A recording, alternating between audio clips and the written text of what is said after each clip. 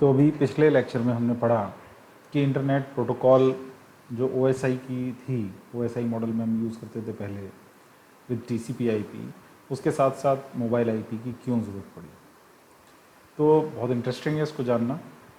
तो ये हमने पहले पिछले लेक्चर में भी थोड़ा सा डिस्कस करा था कि जो हमारा अब मोबाइल नेटवर्क बन रहा है ना, वायरलेस नेटवर्क बन रहा है। हमने बात पहले करी वायर्ड लैन की, फिर डब्ल्यू लैन, वायरलेस लैन की भी हमने बात करी। तो वायरलेस लैन में हमने समझा कि जो हमारा नोड है वो मोबाइल नोड है और वो एक जगह से दूसरी जगह जा आ सकता है with a specified speed. Okay, तो जब नोड मूव कर रहा है तो बार बार उसको नए, हर नेटवर्क में वो जाए, उसको एक नया एड्रेसिंग जो प्रोसीजर है वो फॉलो करे, रजिस्ट्रेशन का प्रोसीजर फॉलो करे नई IP एड्रेस लगने का। तो वो एक थोड़ा सा नॉन प्रैक्टिकल इशू था। तो उसको सॉल्व करते हुए मोबाइल IP आया। एक IP आपको मिल जाएगा, वो IP कैसा होगा, क्या होगा, वो अभी हम आगे बात करेंगे, ठीक है ना। तो वो एक नया, उसको एक ऐसा IP मिलेगा कि जिस IP के साथ वो कई नेटवर्क्स में मूव कर सकता है और उसको IP एड्रेस उसका चेंज नहीं होगा, एक ही IP एड्रेस के साथ वो काम करता रहेगा, है ना। तो इस तरीके की सर्विस देने के लिए ये आया मोबाइल इंटरनेट प्रोटोकॉल। तो हमने बात करी थी पहले भी कि ये मोबाइल IP, ये जो प्रोटोकॉल है ये IETF ने डेवलप किया था और इसका जो डॉक्यूमेंट नंबर था that is IETF-RFC3344। that is a very important protocol that provides the service that we are using currently with the wireless LANs, है ना। we can access the internet on our mobile phones. This is because of the mobile IP. अगर ये नहीं होता तो आज जितने भी नेटवर्क्स बन रहे हैं, चाहे वो 4G के हों, सब अब जो आपका नोड है, मोबाइल है, वो IP बेस्ड है। आप जानते होंगे इस चीज़ को। तो ये मोबाइल IP ही है जो आपके मोबाइल पर इंटरनेट की फैसिलिटी लेकर के आपको आज आप एक्सेस कर पा रहे हो, या आपके मोबाइल नोड्स पे आप काम कर पा रहे हो कि कभी तो आप आपके फ़ोन से कनेक्ट हो जाते हो, कभी ऑफिस के ऑर्गेनाइजेशन के नेटवर्क से कनेक्ट हो जाते हो, रेलवे स्टेशन बैठे तो आप रेलवे स्टेशन के नेटवर्क से कनेक्ट हो जाते हो, या कहीं पर भी हो, तो वो एक ही IP आपका सब जगह काम कर रहा है। तो ये कैसे आया, इसकी इवोल्यूशन कैसे हुई। सो मोबाइल IP की इवोल्यूशन के लिए है कि when a user computer moves from one place to another floor, it is assigned a new IP address at the new hosting subnet to which the service providing router provides connectivity to the internet. तो उसको internet connectivity basically चाहिए और उसके लिए उसको एक IP address चाहिए। वो IP एड्रेस जो है मोबाइल IP है, फिक्स्ड IP है, वो नोड घूमता रहेगा लेकिन IP वही रहेगा। Mobile node can be considered to be a computer on the move from one area to another. इसीलिए हम कहते हैं कि हमारे जो फ़ोन्स हैं वो केवल फ़ोन नहीं है, आज गैजेट्स हैं, है ना। They have the facility to compute every type of computing. Okay, so the reason for the use of new IP address protocol are listed below. One is the enhancing IP network capacity, and second is the upgrading capacity of the routers and data link and physical layer of the IP networks. And another reasons are the security needs and needs for the non-transparency from the higher layers. So these are the some of the points on which the mobile IP is evaluated and is in practice now. Now let us understand the working of the mobile IP. Mobile IP काम कैसे करता है, अब हम इसको थोड़ा सा यहाँ पर डिस्कस करेंगे. So the architecture of the mobile IP network is shown below. Below तो नहीं है, नेक्स्ट स्लाइड पे। तो ये उसकी जो आर्किटेक्चर है, किस तरीके से ये काम करता है, वो इस फिगर में दिखाया हुआ है, बात करेंगे इस पर। तो a mobile IP network employs home and foreign agents. दो एजेंट्स होते हैं यहाँ पर, एक को हम कहते हैं होम एजेंट, एक को कहते हैं फॉरेन एजेंट। एजेंट मतलब यहाँ पर सॉफ्टवेयर है। ओके, पहले ये चीज़ क्लियर रखें। तो यहाँ पर आप देखेंगे कि एक होम एजेंट है और एक फॉरेन एजेंट है, ठीक है। होम एजेंट जो हमारा अपना नेटवर्क है, उसके अंदर जो नोड हमें पता है कि ये हमारे नेटवर्क के नोड हैं, वो सब उनको परमानेंट IP दे दी जाती है, वो कहलाते हैं होम एजेंट। वो उनको होम एजेंट डील करेगा, माने वो part of the software, network software router के अंदर जो होता है उसमें ये होम एजेंट जो पहले से हमारे यहाँ के नोड हैं, जिनके हमको सब कुछ पता है, मैक ID पता है, सब कुछ पता है, उनको उनका एक्सेस लेवल भी अलग होता है और उनको हम अलग तरीके से डील करते हैं। तो वो सारे जो नोड की कनेक्टिविटी है, उनके बीच का कम्युनिकेशन है, वो होम एजेंट डील करता है। अब होते हैं कुछ फॉरेन एजेंट्स। एक सॉफ्टवेयर होता है, उसका ही पार्ट होता है ना, जो क्या करता है कि बाहर से आने वाले नोड को हमारे यहाँ कनेक्टिविटी देता है और उनका टेक केयर करता है। कहने का मतलब मान लीजिए आप किसी मान रेलवे स्टेशन पे बैठ करके आप एक्सेस कर रहे हो, तो आप रेलवेज के पार्ट नहीं हो, जो रेलवे स्टेशन पर लगे हुए नोड्स हैं या ऑफिसर्स हैं जिनको इंटरनेट कनेक्टिविटी मिलती है, उनका लेवल अलग है, उनकी सिक्योरिटी लेवल अलग है, उनकी हर चीज़ अलग है, वो होम एजेंट के पास है। लेकिन जो क्लाइंट्स वहाँ प्लेटफॉर्म पे आए, थोड़ी देर रुके और चले गए, उनको भी इंटरनेट कनेक्टिविटी मिलती है, लेकिन वो जो डील करता है वो कौन करता है डील?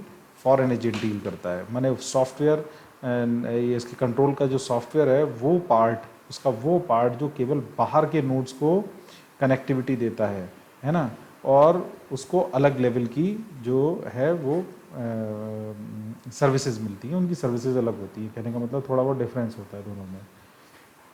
तो इसकी बात करें तो ये दो तरीके की चीज़ें यहाँ पर होती है, एक होता है होम एजेंट और एक होता है फॉरेन एजेंट। माने एक जो अंदर के नोड्स को संभालता है और एक जो बाहर से आने वाले नोड्स को हैंडल करता है।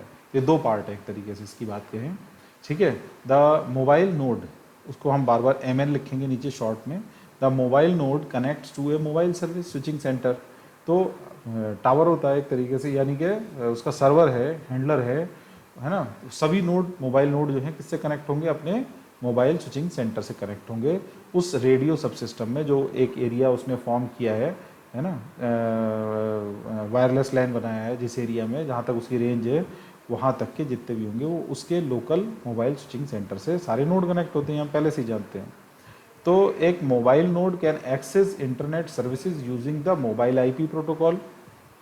मोबाइल IP प्रोटोकॉल के जरिए जो मोबाइल नोड्स हैं वो इंटरनेट एक्सेस करते हैं। The mobile node can change it service router when visiting another location. जो मोबाइल नोड है वो जब मूव कर रहा है तो उसका स्विचिंग सेंटर चेंज हो सकता है, उसका सर्विस राउटर चेंज हो सकता है। A router has a home agent, और हर राउटर पे एक होम एजेंट होता है for a set of networked mobile nodes as well as a foreign agent for visiting mobile nodes. तो जो होम नेटवर्क मोबाइल नोड्स हैं, मैंने आपको पहले ही बताया कि उस सिस्टम के जो नोड्स हैं उनको होम एजेंट डील करता है, और विजिटिंग मोबाइल नोड्स जो हैं, जो बाहर से आए, थोड़ी देर के लिए आए, काम करा और चले गए, वो वाले जो उनको फॉरेन एजेंट डील करता है। An agent is a software employed at a router और the host serviced by a router, या तो राउटर उसको सर्विस दे रहा है या वहाँ पर एम्प्लॉय किया हुआ है। तो the same software can function as both home agent and the foreign agent. Software है, जैसा आप उसको कॉन्फ़िगर कर दो वो वैसा काम करने लगेगा। चाहोगे आप तो केवल होम एजेंट का काम कर देगा, चाहोगे तो दोनों का काम कर देगा, चाहोगे तो फॉरेन एजेंट का काम कर देगा, जैसे आप उसका इस्तेमाल करना चाहो।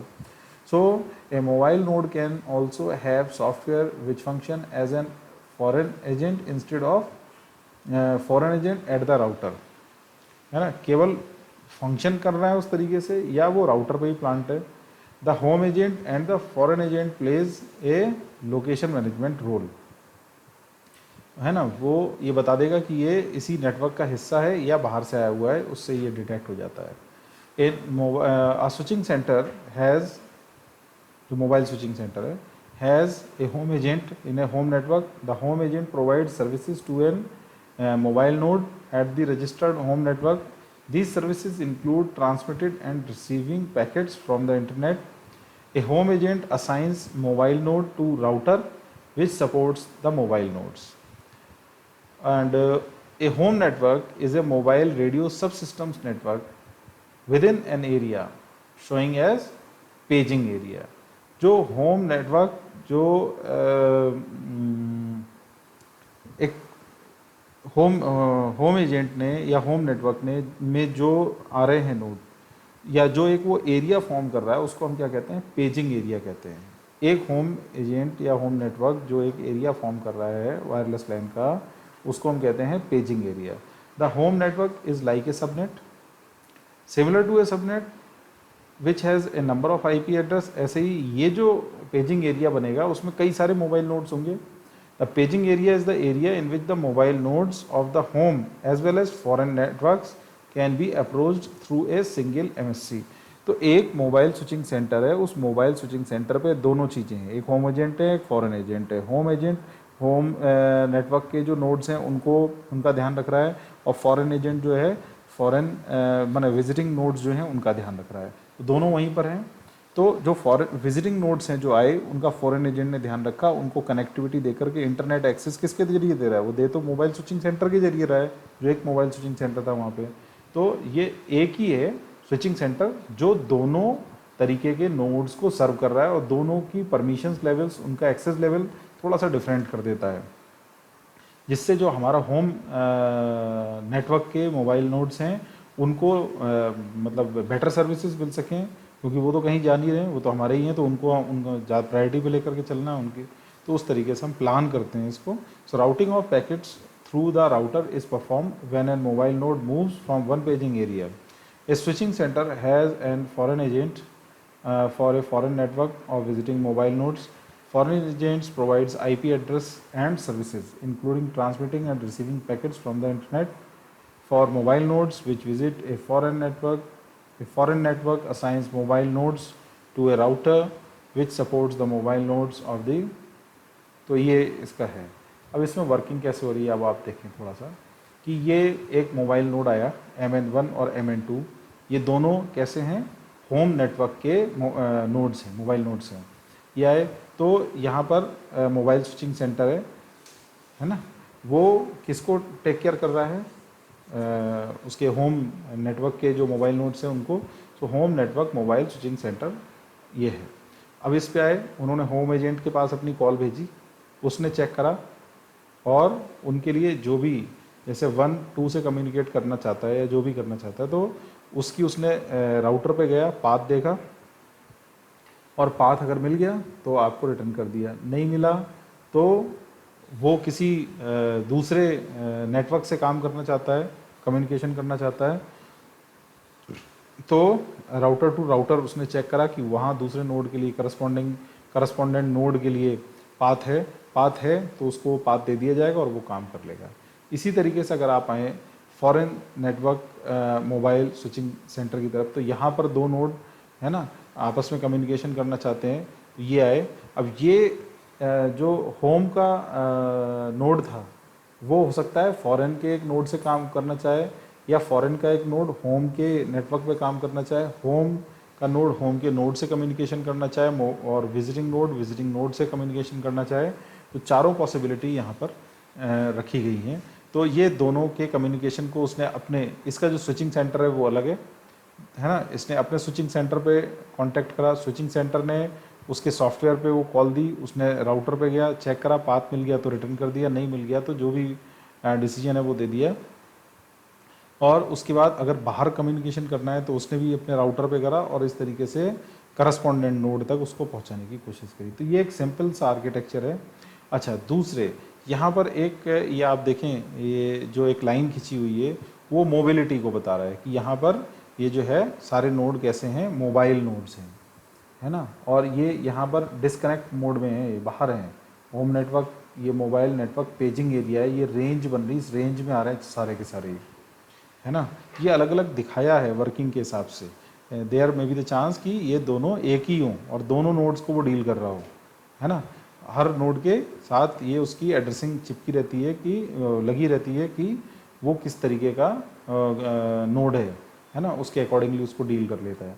तो ये एक इसकी वर्किंग है, और आप समझें इसको, और कोई दिक्कत हो आप पूछ सकते हैं। सो यहाँ बताया होम एजेंट क्या है, an agent software at a router और होस्ट ऑफ राउटर, और ये फॉरेन एजेंट भी सॉफ्टवेयर एट राउटर और a host of router. Okay, तो दिस इज दी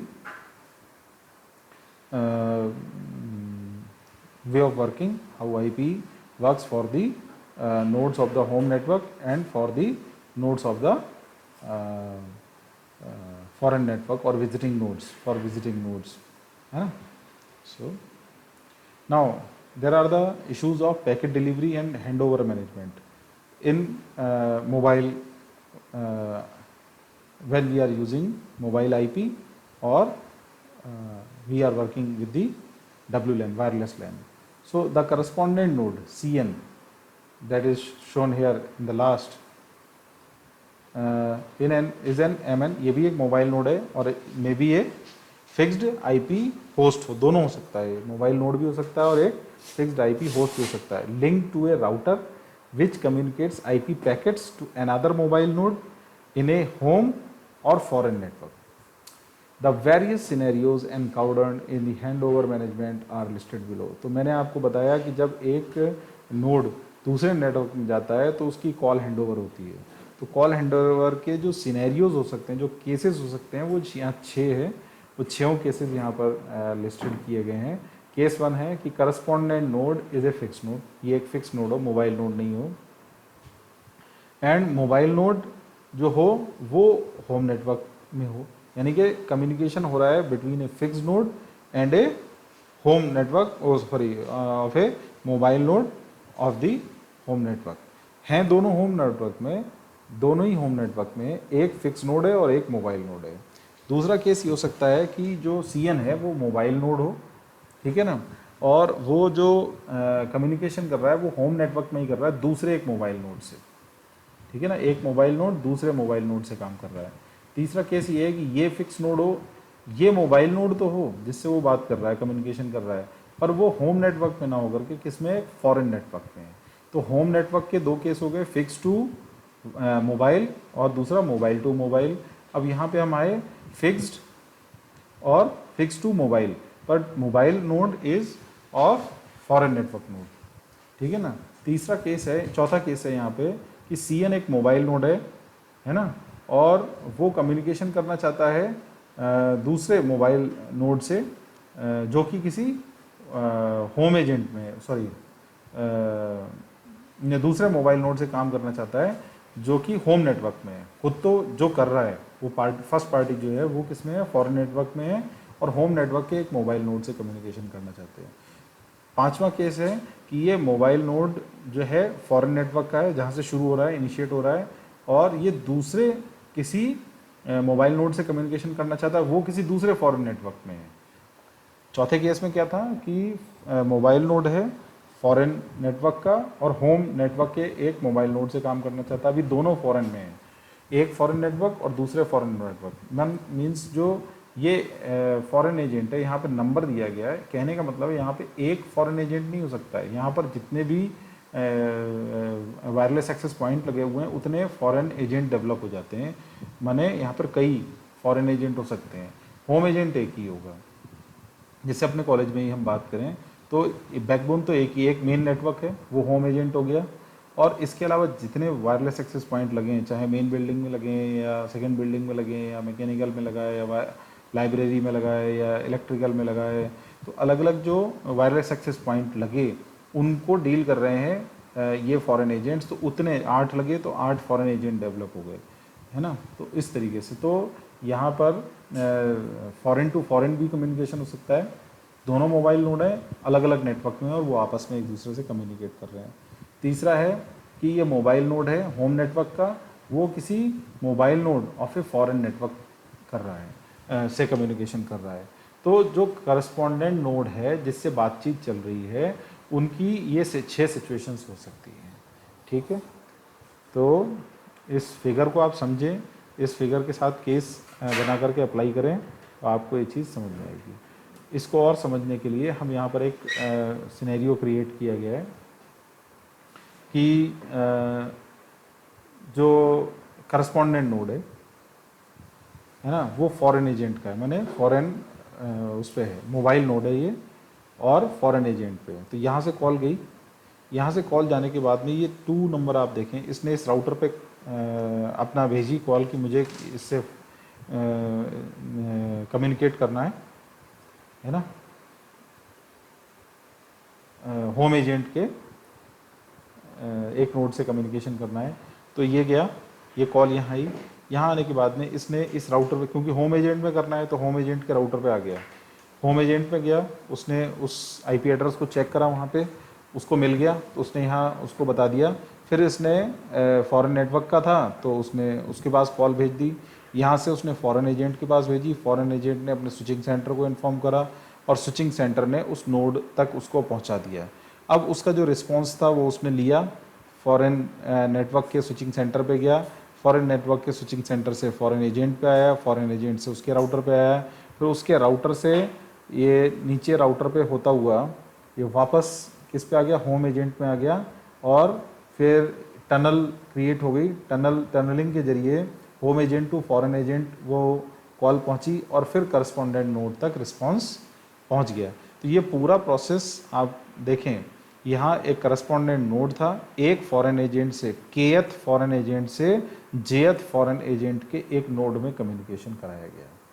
ये भी एक फॉरेन एजेंट है, ये भी एक फॉरेन एजेंट है, ये केथ है, ये जेथ है, माने ये अलग फॉरेन एजेंट है, ये अलग फॉरेन एजेंट है, और इसके एक मोबाइल नोड से दूसरे फॉरेन एजेंट के से कम्युनिकेशन यहाँ करके दिखाया गया। तो वो जो 6 सिनेरियो आपने अभी पीछे देखे, उन 6 सिनेरियो में अगर हम बात कहें तो ये कौन सा वाला सिनेरियो फिट हुआ कि ये 5वां सिनेरियो देखिए आप, है ना, correspondent node is a mobile node eight a foreign network with FK and MN1 is also at another foreign network with foreign agent J।